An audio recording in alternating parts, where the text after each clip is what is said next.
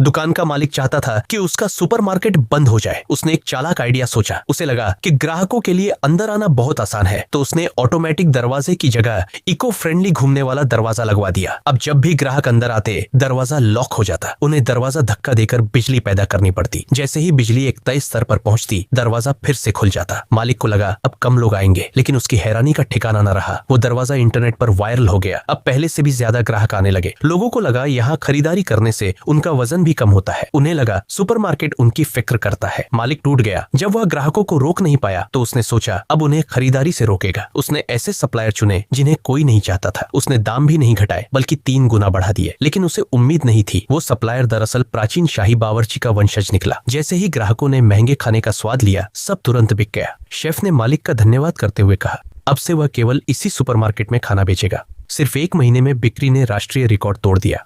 मालिक को नया ख्याल आया, अगर ग्राहकों को नहीं रोक सकता तो कर्मचारियों को ही निशाना बनाएगा। उसने सुपरमार्केट में बिस्तर रखवा दिए। कर्मचारी लेट सकते थे, चाय पी सकते थे, टीवी देख सकते थे। उसे लगा वे आलसी हो जाएंगे, लेकिन हुआ उल्टा। कर्मचारियों को लगा कि उनकी परवाह की जा रही है। एक दिन एक आइडल ग्रुप स्टोर में आया। असल में वो स्थानीय मजदूर प्रतिनिधि थे। बिस्तरों की खबर मजदूरों तक पहुंच चुकी थी। वे भावुक हो गए।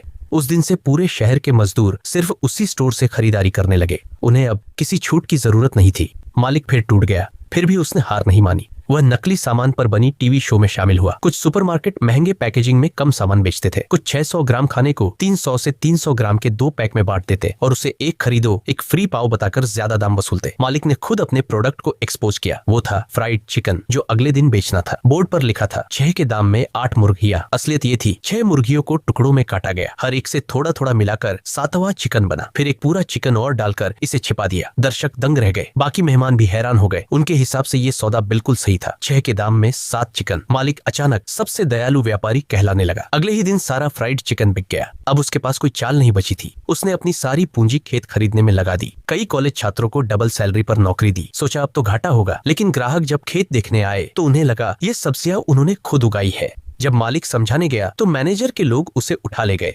मैनेजर ने उस जगह को एक शुद्ध ऑर्गेनिक फॉर्म में बदल दिया।